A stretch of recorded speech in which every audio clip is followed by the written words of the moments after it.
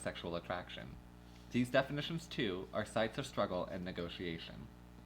So even before, we were more unified under the term gay than we are now. So that system of fracturing and isolating the different marginal identities fractured the queer community from being just gay to being lesbian, gay, bisexual, transgender, etc. We've got about like 1.5 pages left, and then we'll do a quick little debrief and wrap up. It can be difficult, therefore, to find the right terminology to discuss people who might fit into such a category today, when such ideas and identities did not exist in their society. Can you call someone like James VI and First? Is this one person? James VI and First, a man who almost certainly had sex with other men, a homosexual, when that identity did not even exist as a concept at the time?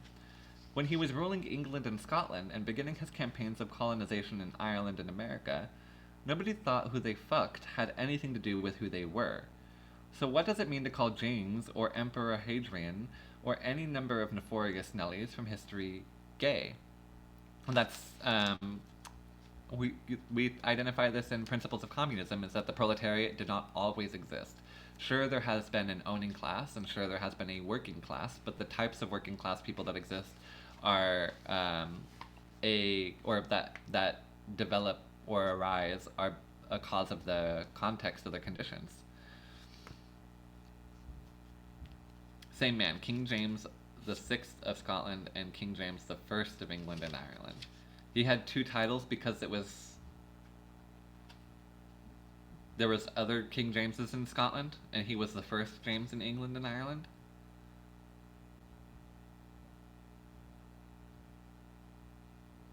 Yeah, that seems uncomplicated. That seems like a normal way to handle this. I really thought it was just lineage. That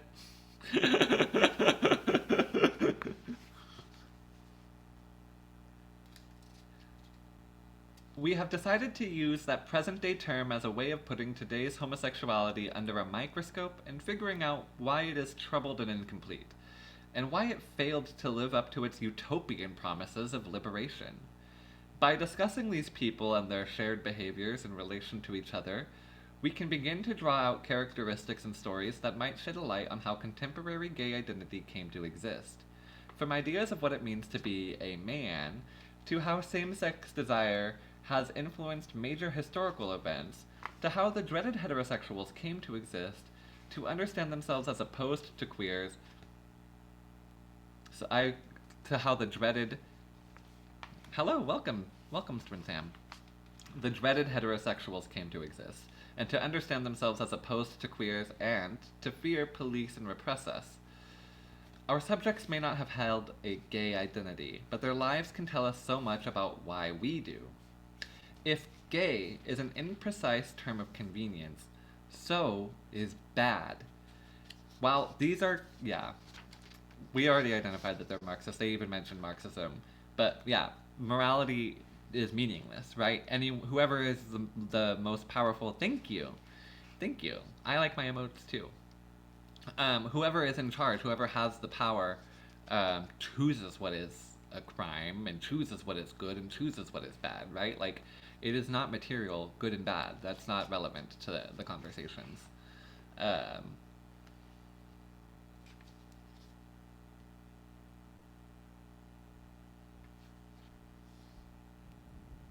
While some of the folks in this book are, without a doubt, bad, fascists, murderers, and other such scumbags, many are a bit more complicated. We can start to look, and we know what that looks like, right, when something isn't actually evil and has a more complicated context and history. We can start to look at their lives in the context of the times in which they lived, and see how within that context their decisions influenced or were influenced by their sex lives. Many were profoundly traumatized by the guilt they felt as a result of their sexual desires, pushed by society into lives they found themselves unable to lead. They made strange choices or ended up damaging the world in their efforts to reform it. Nonetheless, the links between their negative actions and their sexual desires are worth exploring, worth expanding upon. For example, Can we really understand Roy Cohn's aggressive political witch hunting and fear of secret subversion outside the context of his own negative feelings regarding his homosexuality? It's for these reasons we use the categories of bad and gay as provocations to talk more deeply about what we understand both words to mean. If it is not clear enough that we are not writing as homophobes, ask our boyfriends, our lovers, our friends. Both of us are deeply shaped by homosexuality, but also deeply unsatisfied by it. This is why we have subtitled this book, A Homosexual History, and we mean that precisely. Not just that we are homosexuals or that this is only a history of homosexuality or homosexual behaviors, but that this book is a dance through homosexuality's usable and abusable pasts.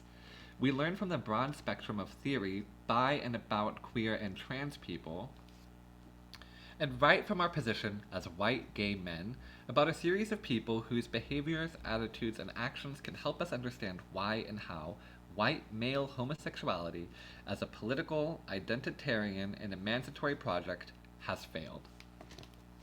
W. The Birth of Homosexuality, page 9. It's 4:20, so I'm going to take a break with you guys. We are definitely reading more of this book.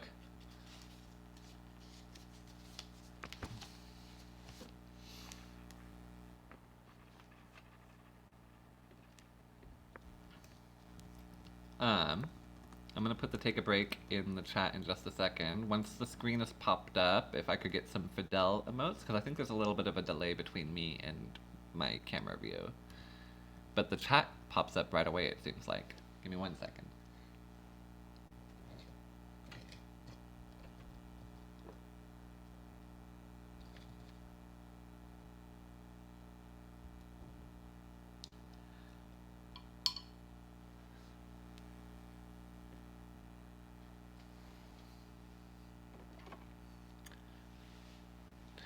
Cheers, everybody. Happy 420.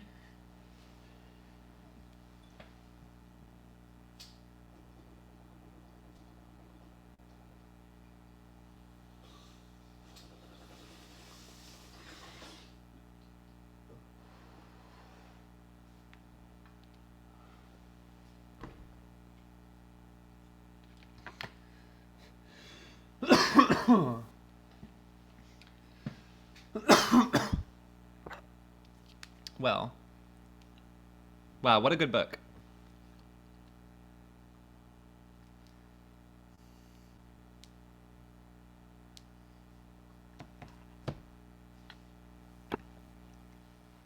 Yes, cough.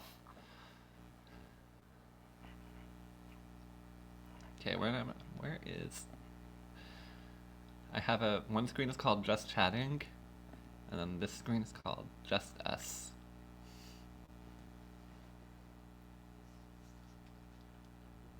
I always felt it was reactionary to use 2, 4, 6 emotes. That makes sense.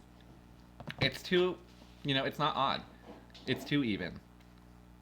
It's very heteronormative, as we were just discussing. It's not odd at all.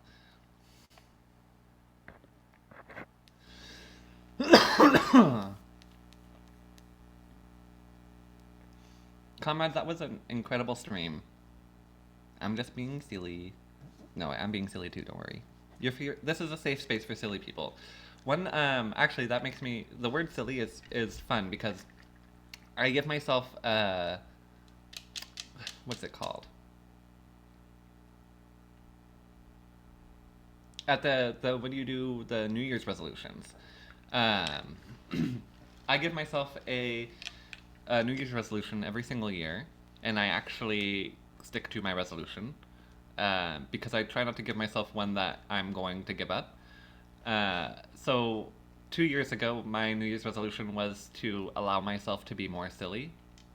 And that's exactly what it was. It was like I was going to give myself permission to be silly, because I felt like I was really afraid to be just like dumb in front of other people. And so my best friend, Chelsea, who will be joining us on stream one day to talk about the indigenous concept of nations, took screenshots of me. Chelsea lives in Canada. We're like best friends long distance, essentially.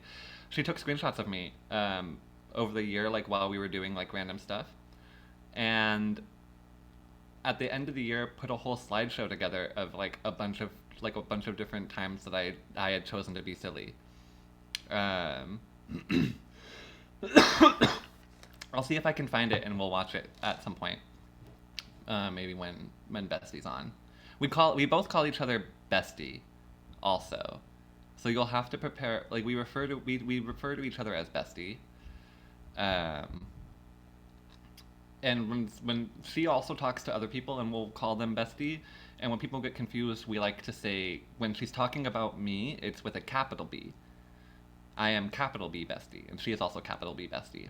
So you'll have to get used to us when she is on, just sort of just saying Bestie back and forth. And you'll hear over time you'll hear the capital B. People tell us that it makes sense. Being a campist, nukist, silliest is very liberating. Yes, we are the silly communists. Chelsea's the best. Oh, pretty bourgeois. Only working class B's. Lowercase b's only.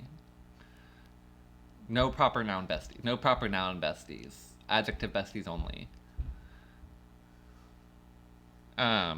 Chelsea is very cool. Chelsea is Ojibwe, Anishinaabe, and works with Feathers of Hope, specifically with the goal of preserving language, and helping teach language to like a younger generation, but also for her own personal knowledge. And we have a lot of really, really like awesome, like she's the only person that I can just like kind of spitball political conversations with. She listened on stream the other day when we were reading Stalin on nationalism and on Marxism and the national identity. So she was listening on my phone off to the side while we were on stream together. They do not stream. They are actually a like a bud tender in Canada and make like smoking content on TikTok. So their name is Baked Chels. I can post that. I don't mind.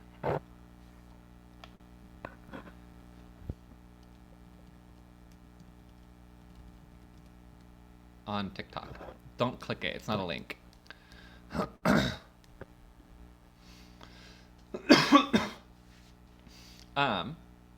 What did we think about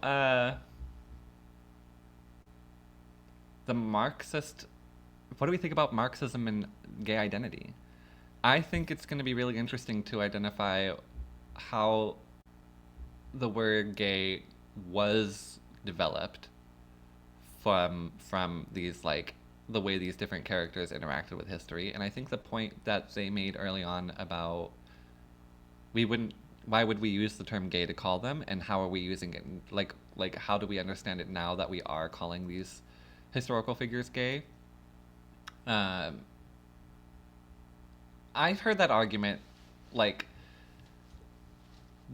I've heard that argument used by heterosexual people as a way of like trying to argue with queer people when they're like, oh, this character in history was probably gay. We do have representation in our history. They just didn't have the term to use it yet. So that's someone that you can look to as like someone who is representative of you in the past. And then straight people will say, well, they wouldn't have been called gay. They probably weren't gay. Like I've heard it used sort of like in a less introspective way. And so I think my natural like my natural reaction is reactionary, right? Like I hear oh, thank you. I love thank you for following Chels. It's baked.chels, not baked_chels.